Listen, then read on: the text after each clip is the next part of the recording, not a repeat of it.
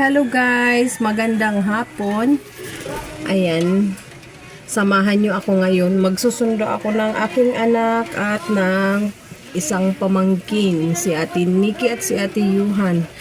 Nasa school ngayon. Ayan, dapat yung kapatid ko ang tagahatid sundo na sa kanila.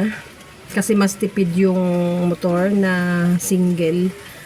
Kaso, umuulan na guys. Sumababasa sila kaya ako na ang mag-drive. And hindi niya rin kasi gamay ang tricycle. Ako naman gamay ko yung tricycle ngayon. So ako ang magsusundo sa kanila. And as usual, dadaan tayo sa shortcut road para mabilis and tipid sa gasolina. Ayan. Ayan, maambo na guys. Ako ay tutuloy na. And sana ay makapag-vlog tayo. Kung hindi lumakas ang ulan. Ayan, try nating makapag-vlog. Titigil-tigil tayo sa biyahe. Kasi ang oras ay alas 4 pa lang naman. Ang labas nila ay 4:30 to 5. Pero kalimitan alas 5 na nakakalabas ng highway. Ano ya? Ano ya? Alin? Ba't mo hihiramin? Dadalhin ko nga, nagbablog ako, oh. Hello guys! Oh, ano guys? Ano guys? Ito! Ano guys? Kailangan mo guys? Ayan, dalawa kong pamangkin na boy. Lobat nga yung isang cellphone, naka-charge. Ayan, hindi to pang games ha. Pang vlog lang to. Kaya nga nasisira agad pag nasira yung isa kong cellphone dahil sa game na Snake na libangan ko noon sa UAE. Kasi pag gigil ka ng kalalaro, ayan na sobrang diin. Ayan, masisira ang screen. Ayan guys, tuloy na ako guys at humihirit pa yung pamangkin kong isa sa cellphone. Iwanan ko daw nagbablog ako. Ayan guys, samahan niyo po ako at ako ay gogora na.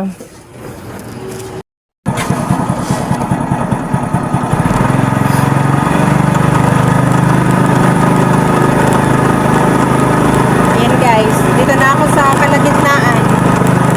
Pag dito sa shortcut, at dito na ako sa boundary ng Mansana at Tambangan.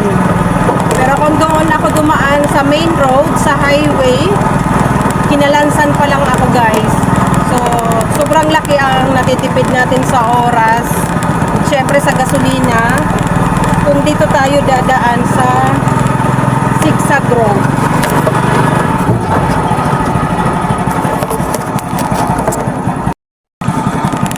Hangin nga lang. At buti na lang guys, hindi tumuloy yung ulan. Ambon lang. And nawala na. Ayan, maliwanag na yung langit.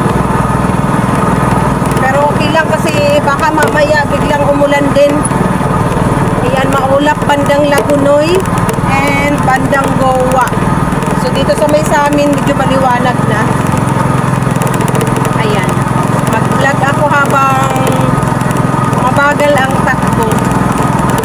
And pagkagaling dito guys, ang labas na nito ay Danlog, Barangay Danlog, then San Juan. Barangay San Juan, then poblasyon na guys. Dadaan na ako dun guys sa suki namin na nagbebenta ng barbecue. Ayan, nasa lubong ko ang ninong ni Kuya Kiano.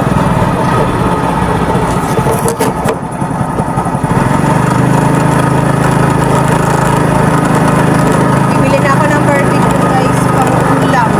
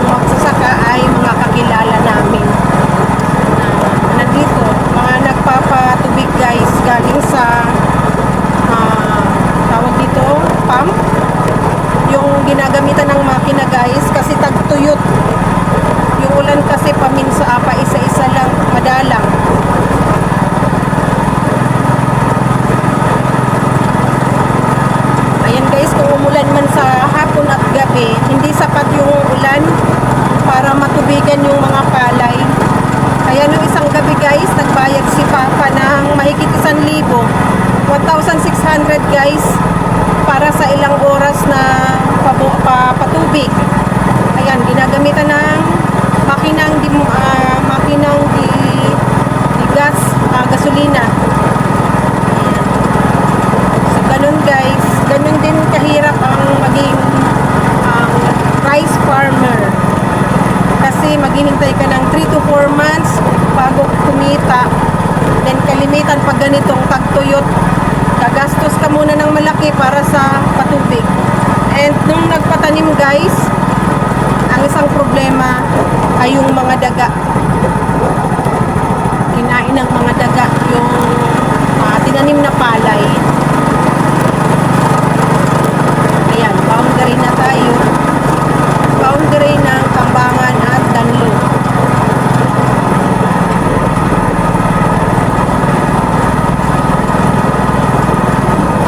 Ayan. Ingat lang sa lubak. Ingat na lang tayo sa lubak. Kasi mahuhulog ang cellphone. Ayan. See you later guys. Pag nando na sa barbecuehan at nang makatakbo na akong mabilis.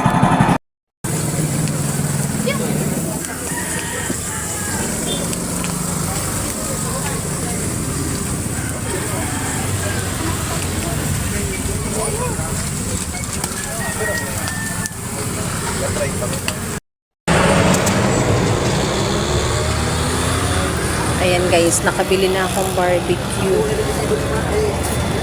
Ayan, bumili na ako guys bago nagsundo kasi pagkasama ko pa sila, iba yung take out, iba yung take in. Ayan, wais tips. Take out na lang para tipid.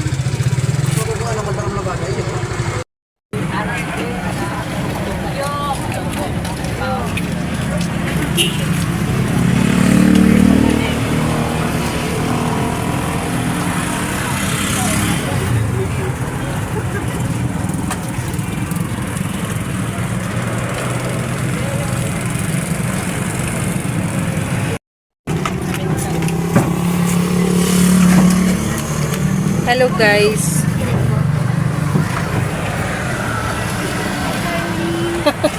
Taralets na, taralets. Ha? Ulam yan, ulams.